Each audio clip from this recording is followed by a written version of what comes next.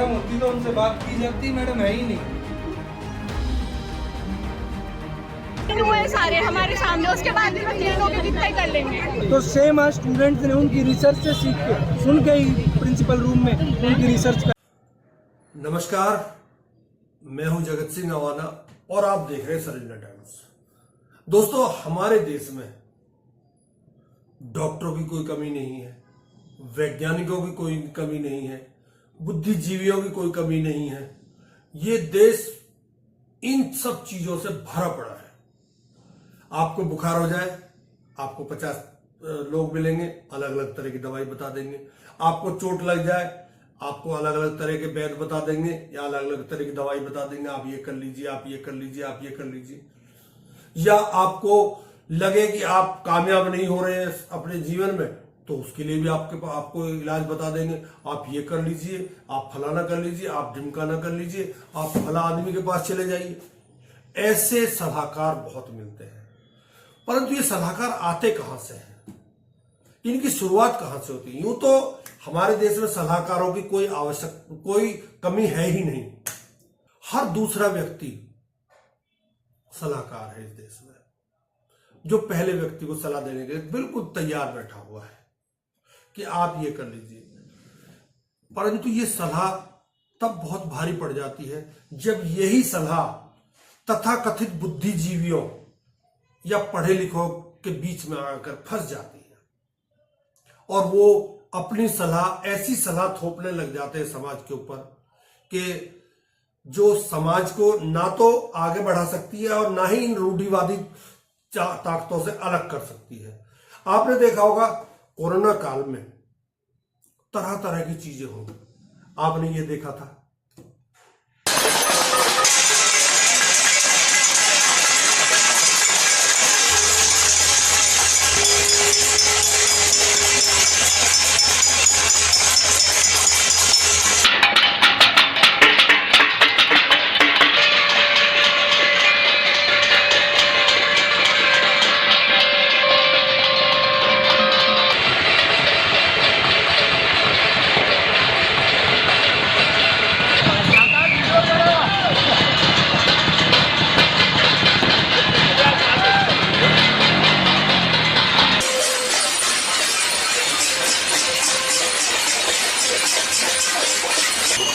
उसके बाद आपने एक सांसद महोदय है सुखबीर जौनापुरिया, ये राजस्थान से सांसद है। इन्होंने कहा जी आप पूरे शरीर को नंगा करके और मिट्टी लगा लीजिए और उसके बाद शंख बजाइए, कोरोना भाग जाएगा। वाह। एक विधायक जी थे उत्तराखंड के, उन्होंने कहा आप मूत्र का सेवन कीजिए, गौमूत्र का, आपको कोरोना नहीं होगा। उसी तरह साध्वी प्रज्ञा थी, उस समय सांसद थी, उन्होंने भी कहा कि आप गौमूत्र का सेवन कीजिए तो आपको कोरोना नहीं होगा। इस तरह के सलाहकार और इस तरह की दवाइयों ने इस देश में 50 लाख से ज्यादा व्यक्तियों को कोरोना में मार दिया। प्रधानमंत्री, हमारे प्रधानमंत्री जी हैं, उनकी अलग ही सलाह है। उनके कहने पर आप थाली बजा देते हैं, उनके कहने पर हम टॉर्च जला लेते हैं, मोमबत्ती जला लेते हैं। उनके कहने पर नाली की गैस से आप चाय बना लेते हैं। किसी छोटे से नगर में नाले के पास कोई चाय का ठेला लेकर के खड़ा रहता था और चाय बना करके बेचता था। अब कोई चाय बनाने की बात आती है तो मेरा ध्यान जरा जल्दी जाता है।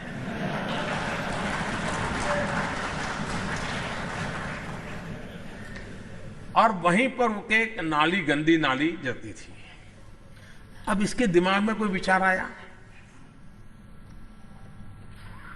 उसने उस नाली में, स्वाभाविक ये गंदी नाली होती, वहां गैस भी निकलता है तो कभी दुर्गंध आती थी। उसने एक छोटी सी बर्तन को उल्टा करके उसमें छेद करके एक पाइप डाल दी और जो गटर से गैस निकलता था वो पाइपलाइन से उसके अपने चाय के ठेले में ले लिया और वो चाय बनाने के लिए उसी गैस का उपयोग कर करके चाय बनाता था। सिंपल सी टेक्नोलॉजी। यानी कैसे उपयोग होता है। वैसे चाय वालों का काम ये ज्यादा रहता है। एक बार मैं जब गुजरात में था तो मैंने देखा कि हमारा कॉन्वॉय जा रहा था और आगे एक स्कूटर पे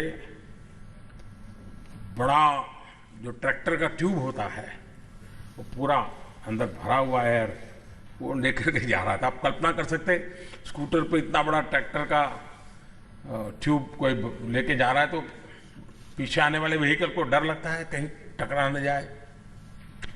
मैं भी हैरान था कि ऐसे कैसे ले जाता है। कोई भी व्यक्ति समझदार तो यही करेगा, ट्यूब खाली कर देगा और चला जाएगा और आगे जाकर के हवा भर देगा। तो ले जा रहा था, मैं यार रोक के उसको, तो हम लोग गाड़ी रोकी और किसान उस स्कूटर वाले को पूछा, भाई क्या है ये, तुम क्या कर रहे हो, कहीं गिर जाओगे, चोट लग जाएगी, मर जाओगे। नहीं, बोले खेत जा रहा हूं। तो मैंने कहा ये क्यों ले जा रहे हो?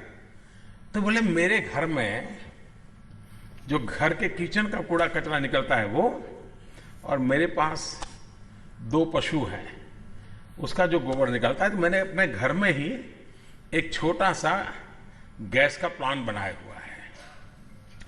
तो मैं उस गैस को इस ट्यूब में भरता हूं और ट्यूब लेकर के खेत जाता हूं और खेत में जाकर के उससे मेरा पानी का पंप चलाता हूं।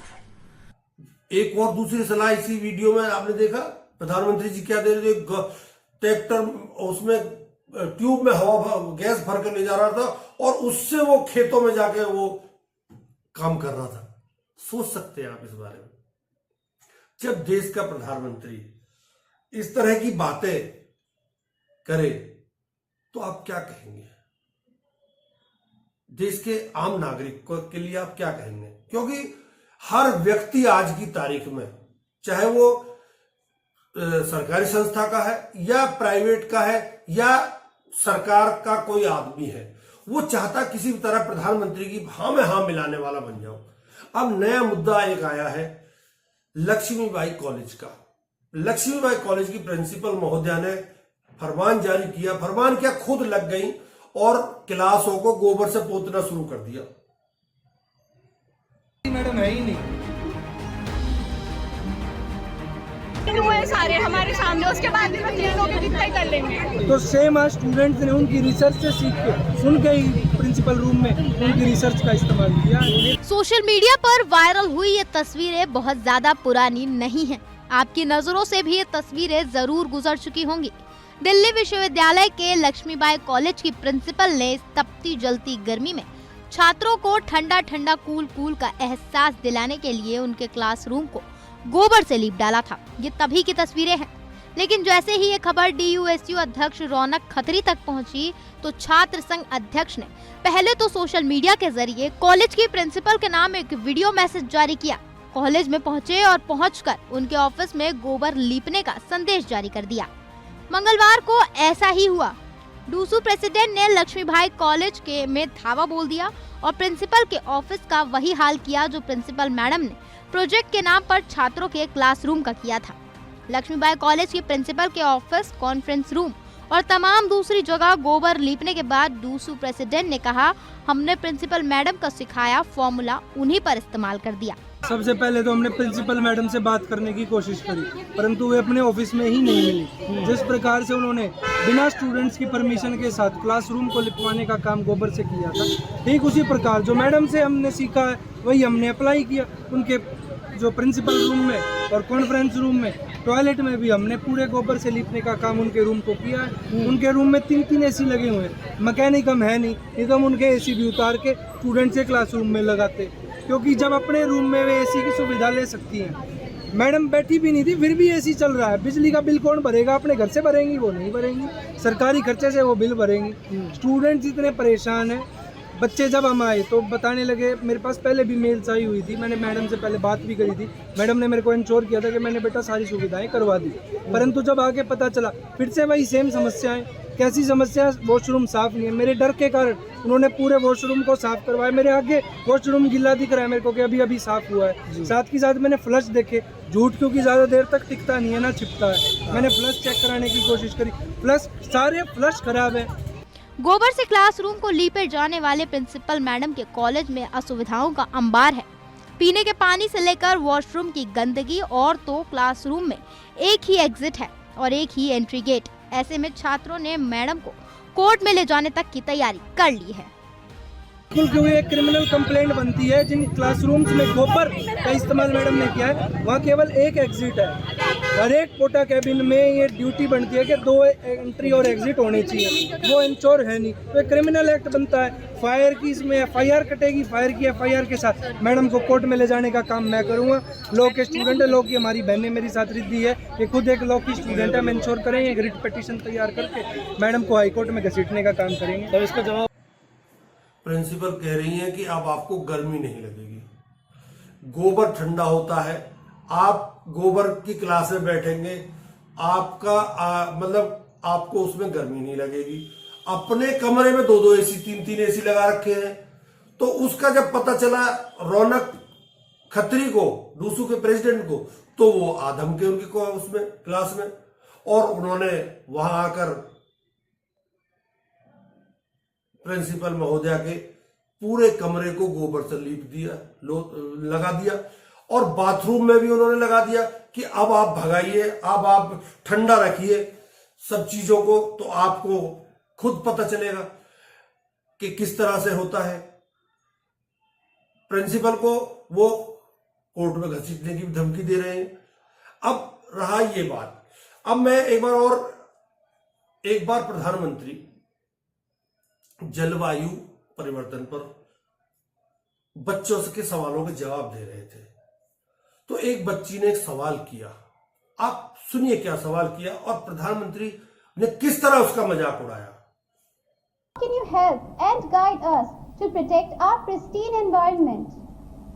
देखिए, आज छोटे छोटे बालक भी क्लाइमेट चेंज और एनवायरनमेंट चेंज की चर्चा कर रहे हैं। 70, 80, 85, 90 साल के लोग तो सर्दियों में आप देखेंगे तो अक्सर कहते हैं कि पिछली बार से इस बार सर्दी ज्यादा है, ऐसा कहते हैं ना। एक्चुअली सर्दी ज्यादा नहीं है, उनकी उम्र बढ़ने के कारण उनकी सहने की शक्ति कम हो गई है। वैसे ही ये क्लाइमेट चेंज नहीं हुआ है, हम चेंज हो गए हैं। उस वक्त शिक्षा मंत्री स्मृति ईरानी थी, सोने पर सुहागा।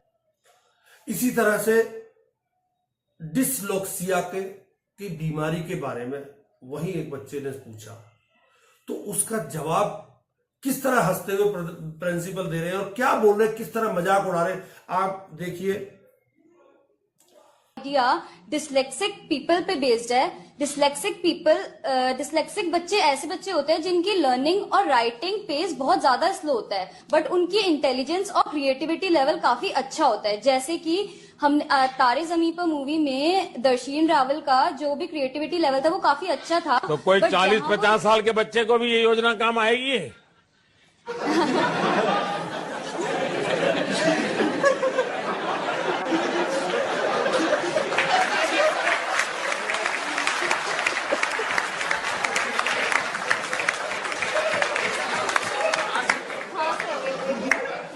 हाँ सर, आएगी।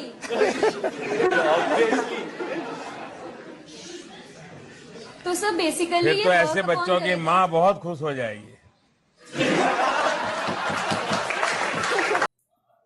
ज्ञान का अभाव किसी को भी हो सकता है, वो देश के आम नागरिक को भी हो सकता है, देश के ब्यूरोक्रेट्स को भी हो सकता है, देश के प्रधानमंत्री को भी हो सकता है।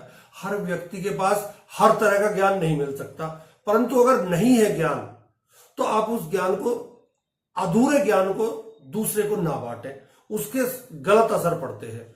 आप बीजेपी के किसी नेता से बात करिए, बीजेपी का हर नेता आज की तारीख में हिंदू हिंदू गाता है, हिंदू के नाम पर वोट मांग रहा है, हिंदू के नाम पर ही ये लोग उपद्रव भी कर रहे हैं। आपने देख लिया खूब, मस्जिदों के सामने अश्लील गाने बजाते हैं ये लोग, मस्जिदों में अपने भगवान उसको ध्वज को लहराते हैं, इस तरह की बातें।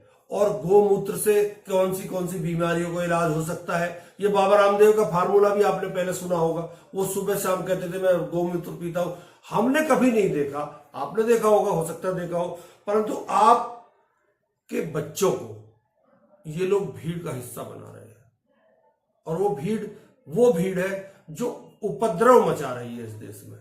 वो धर्म के नाम पर, वो जाति के नाम पर उपद्रव मचा रही है, और उस भीड़ का हिस्सा आप किसी के नेता को नहीं, के बच्चे को नहीं देखेंगे, आपका बच्चा होगा वो, क्योंकि आपका बच्चा बेरोजगार है, आपके बच्चे के पास रोजगार नहीं है, रोजगार सरकार छीन चुकी है। बिल्कुल उस नियम को लागू किया जा रहा है कि पब्लिक को पेट की आग बुझने के लिए उन्हें ऐसा मजबूर कर दो कि वो उस आग के अलावा कुछ सोच ही ना पाए। अगर सोचे भी तो वो सोचे जो सरकार करवाना चाहती है, धर्म की आड़ पर, गौरक्षक की आड़ पर, उसके अलावा मंदिर मस्जिद की आड़ में। आप लोग को सोचना पड़ेगा। आप इस प्रिंसिपल की बातों पे जाएंगे कि गोबर से ठंडा हो जाएगा रूम, या आप पढ़े लिखे जो वैज्ञानिक हैं उनकी बातों पर जाएंगे कि इस तरह से कुछ नहीं हो सकता। वैज्ञानिक होता है, वैज्ञानिक बाकायदा उसकी पूरी तरह जांच करते हैं, उस पर पहले, फिर उसके बाद उसका एक्सपेरिमेंट करते हैं दूसरी चीजों पर, तब उसको वो लागू करते हैं। परंतु यहाँ तो प्रिंसिपल महोदया ने बिल्कुल स्कूल को की दीवारों को पुतवा दिया कि अब ये ठंडी रहेगी, लेकिन जब भारी पड़ गया उनको, जब डूसू के प्रेसिडेंट पहुंच गए, डूसू के प्रेसिडेंट के पहुंचने के बाद प्रिंसिपल महोदय कॉलेज छोड़कर चली गई। मैं भागना नहीं कहूंगा, चली गई। परंतु आज आप सोच सकते हैं कि शिक्षा का स्तर, अगर यही स्तर है शिक्षा का, तो हम लोग विश्व गुरु बनने की सोचना भी गलत है हमारे लिए। हम कभी बन ही नहीं सकते। गाय का गोबर लीपने से, लोग लगाने से दीवारों पर, हम विश्व गुरु कैसे बन सकते हैं? हम टेक्नोलॉजी के बेस पर आगे बढ़ सकते हैं, हम अपनी जो अर्थव्यवस्था उसके आधार पर आगे बढ़ सकते हैं, हम रोजगार बेरोजगारी के उस पर आगे बढ़ सकते हैं। हम लोग गोबर या गोमूत्र पीने से तो हम लोग आगे नहीं बढ़ सकते, कटु सत्य है। जितना जल्दी हो सके आप लोग भी इसको समझ जाइए। हम लोग तो समझ गए हैं, बाकी आपकी मर्जी। जीवन है, जीवन यूं ही चलता रहता है। आप गोबर में खुश रहिए, अमेरिका वाले टेक्नोलॉजी में खुश रहेंगे। आप हिंदू मुस्लिम में खुश रहिए, ट्रंप साहब टैरिफ बढ़ाने में खुश रहेंगे। दोनों की सोच है, अपनी अपनी सोच है, जिसकी जैसी सोच है उसको वैसी तरक्की है। अमेरिका कहाँ है और हम कहाँ हैं, सोचने वाली बात है। बहुत बहुत धन्यवाद, नमस्कार।